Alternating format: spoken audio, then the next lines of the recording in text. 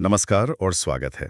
आज हम आ, एक ऐसी जगह की बात करने वाले हैं जो दिन के उजाले में तो ज्ञान का मंदिर है, लेकिन रात के सन्नाटे में वो कुछ और ही बन जाती है। बिल्कुल।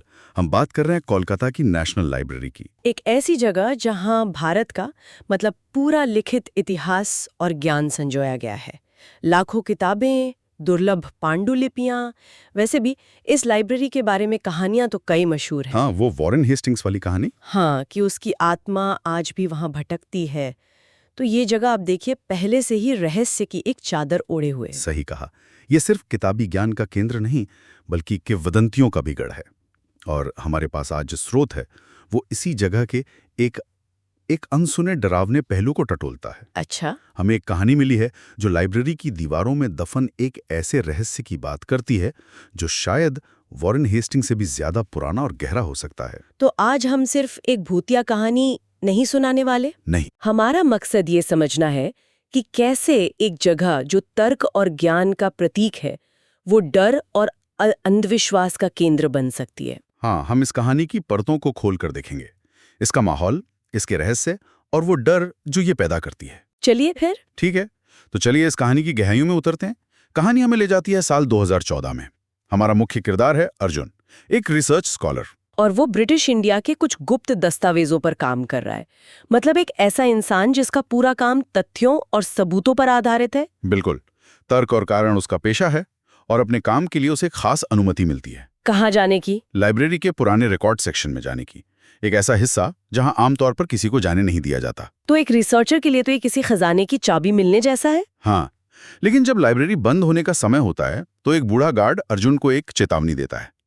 वो कहता है, बाबू, रात के बाद यहाँ रुकना ठीक नहीं, खासकर पुराने हॉल में। और अर्जुन, जो कि एक पढ़ा लिखा तार्किक स्कॉलर है, वो इस बात को बस एक लोक कथा समझकर हंस देता है। बिल्कुल, ये क्लासिक टकराव है ना?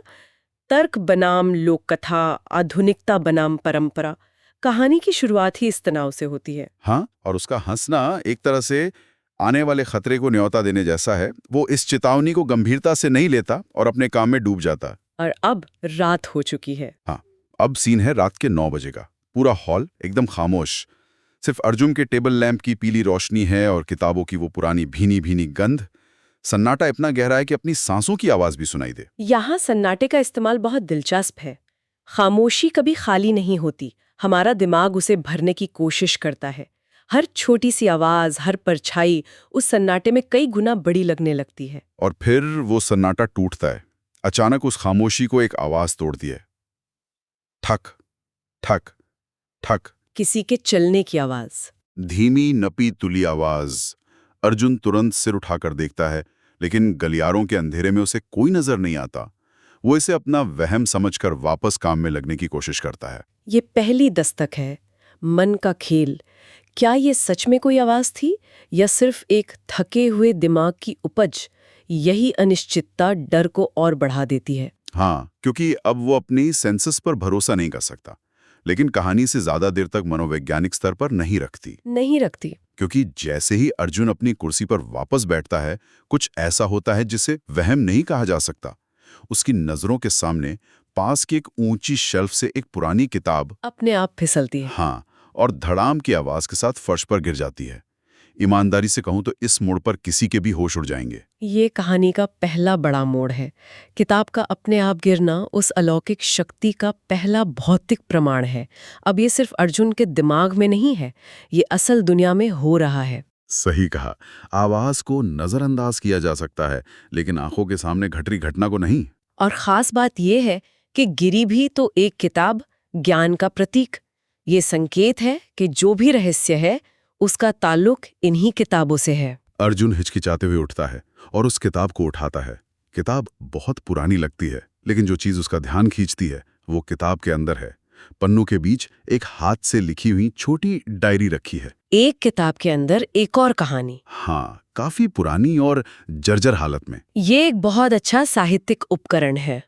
कहानी के भीतर एक और कहानी जो मुख्य रहस्य को खोलने की चाबी है।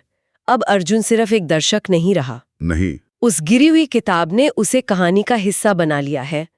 उसे अब इस पहेली को सुलझाना ही होगा। जब अर्जुन उस डायरी को खोलता है तो पहले पन्ने पर कांपते हुए अक्षरों में तारीख लिखी होती है, साल 1790, और नीचे नाम लिखा है एडवर्ड विलियम्स। 1790? हाँ, वो पन्ने पलटता है और एक जगह उसकी नजर एक पंक्ति पर ठहर जाती है जो शायद स्याही से नहीं बल्कि डर से लिखी गई थी।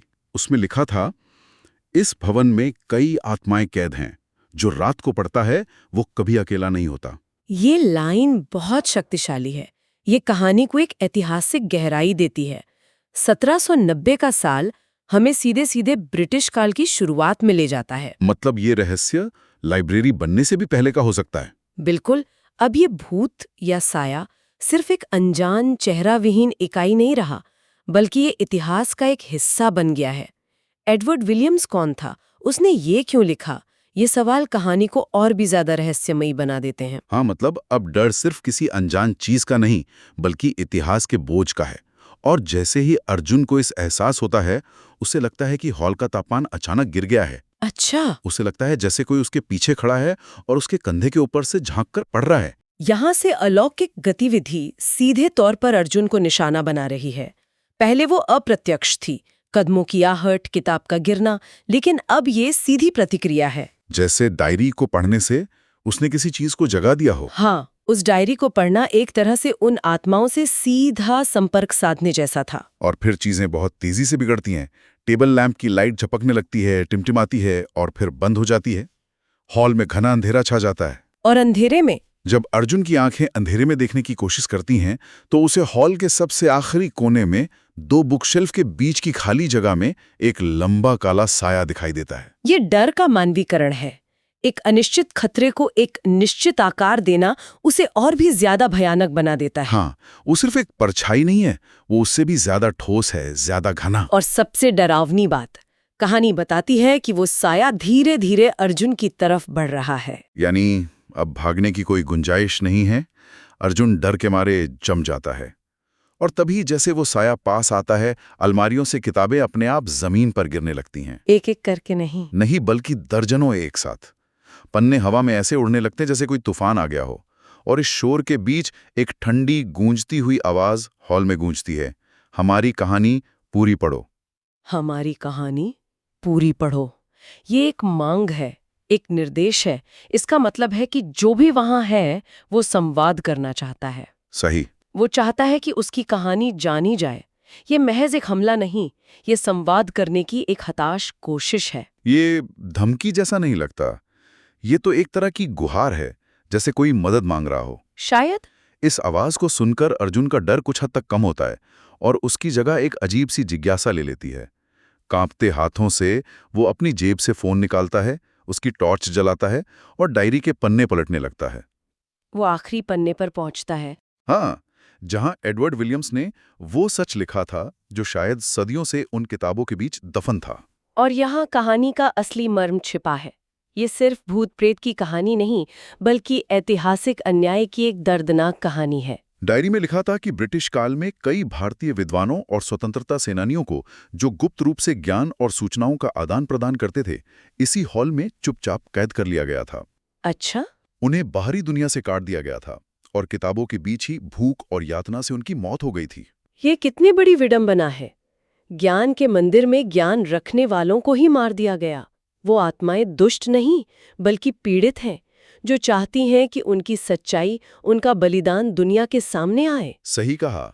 ज्ञान का प्रतीक ये लाइब्रेरी अब एक कब्रगाह बन जाती है, जहां अनकही कहानियां दफन है और अनसुनी चीखें।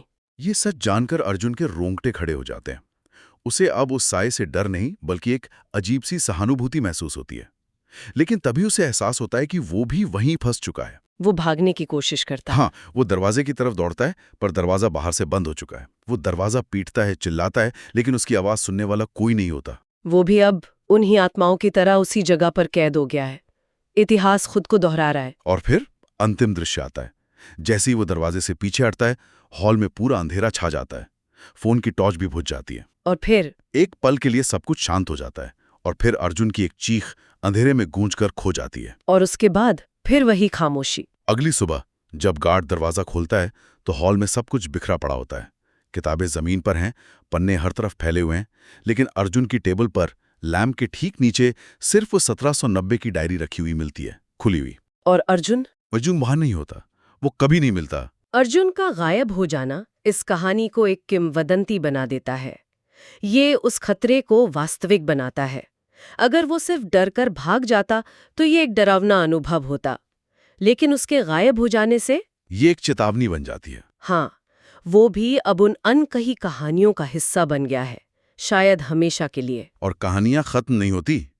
स्रोत के अनुसार आज भी लाइब्रेरी के स्टाफ कहते हैं कि अगर कोई रात में उस पुराने हॉल के पास से गुजरे और ध्यान से सुने तो क्या सुनाई देता है? तो किताबों के बीच से धीरे धीरे पन्ने पलटने की आवाज आती है। और कभी-कभी जब सन्नाटा बहुत गहरा हो तो एक फुसफुसाहट सुनाई देती है, पढ़ते रहो। पढ़ते रहो। कमाल की लाइन है। ये कहानी को एक अनसुलझे सवाल पर खत्म करती है।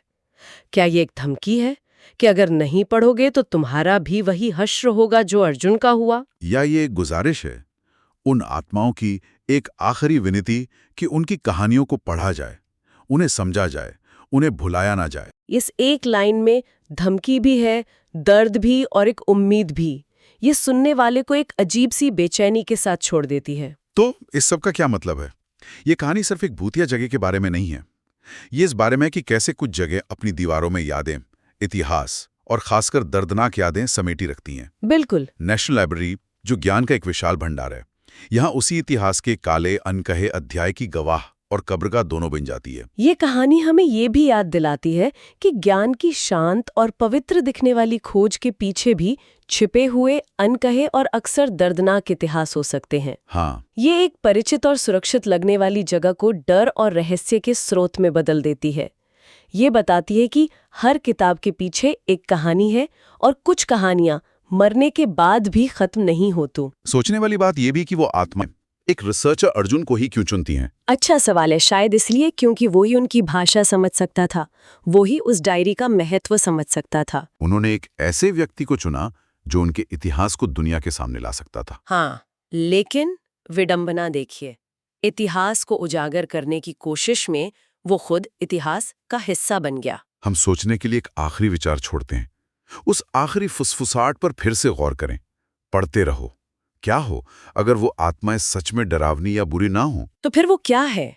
क्या हो अगर उनकी सबसे बड़ी पीड़ा ये नहीं है कि वो कैद हैं, बल्कि ये है कि उनकी कहानियां, वो ज्ञान और वो सच जिसके लिए उन्होंने अपनी जान दी, आज भी उन लाखों किताबों के बीच अनपढ़ी और भूली बिसरी पड़ी हैं। और अगर ऐसा है तो उनका असली श्राप कैद होना नहीं बल्कि भुला दिया जाना है। शायद वो अर्जुन को नुकसान नहीं पहुंचाना चाहते थे, बल्कि उसे अपना उत्तराधिकारी बनाना चाहते थे, जो उनकी जगह उनकी कहानियों को पढ़ता रहे। क्या हो अगर वो डर नहीं बल्कि पहचान चाहते हैं? और क्या हर भूली बिसरी कहानी इसी तरह न्याय की गुहार नहीं लगाती?